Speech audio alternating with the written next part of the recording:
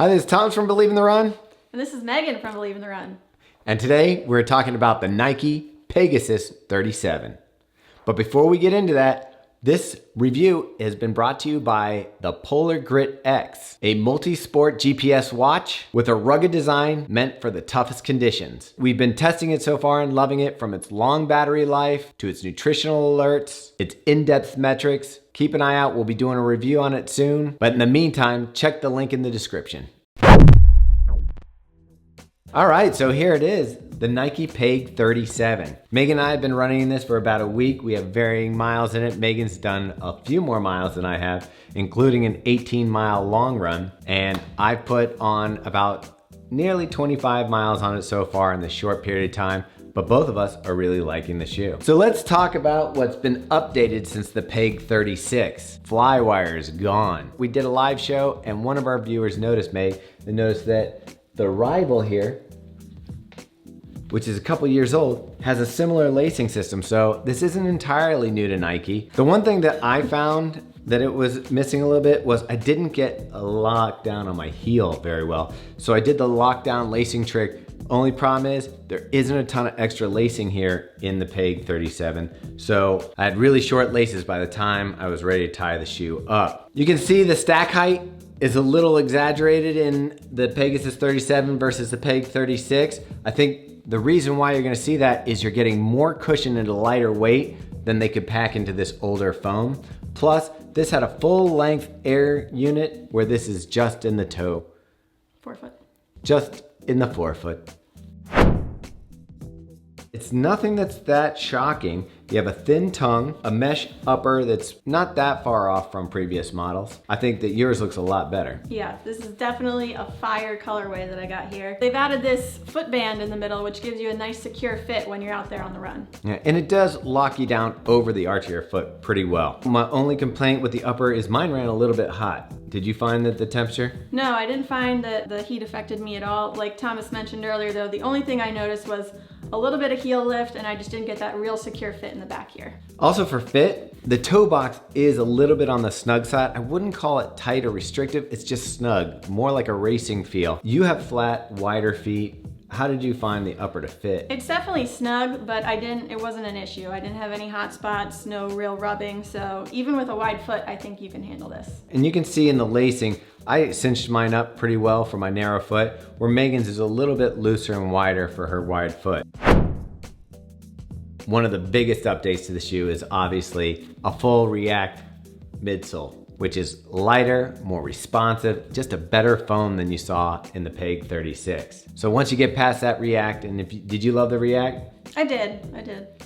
You get into the air unit. Now, my air unit's different than your air unit. Mine was 15 PSI, which is a little bit less than the men's because they noticed that the women wanted something a little bit softer, a little bit more cushioning. And then the men went with a 20 PSI.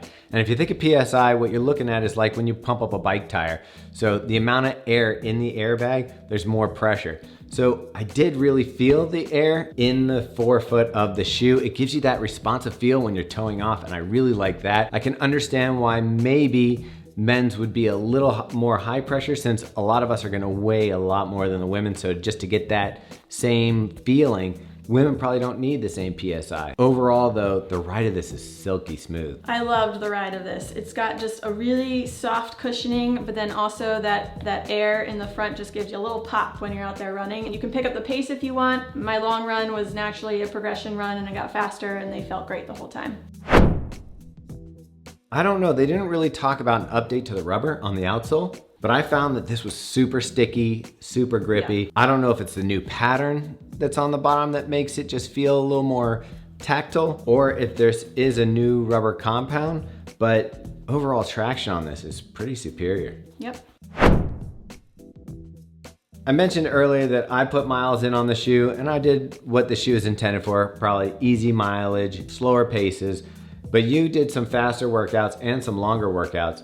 Overall, who would you recommend this shoe for? I think this is one of those shoes that I'd put into a bucket with like the Kinvara, where it'll be great for your daily runs, your easy runs, recovery runs, even longer runs, but then also you can pick up the pace in this shoe. So it could, I mean, I can see someone using this for race day. I mean, Joan Benoit Danielson used it for race day, so. Yeah.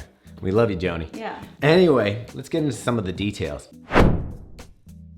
For my size 10.5, this weighed 10.5 ounces or 300 grams, which is like a pretty nice weight for a daily trainer. Yeah, mine came in women's 7.5 at 8.1 ounces or 230 grams. Fits true to size and is a 10mm drop. So not a heavy daily trainer, tons of cushioning and protection though.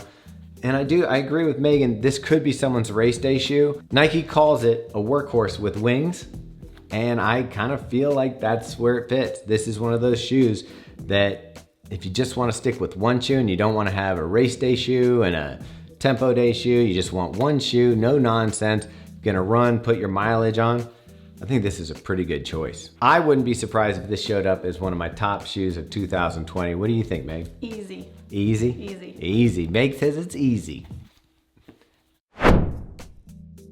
I'd love to have a more breathable upper in the next iteration of the Pegasus, and maybe either a more structured heel that can lock you down or just longer laces so I can do the heel lock down that way. Other than that, I'm gonna be putting lots of miles on this shoe this year. Definitely. Yeah, and you heard it from here first.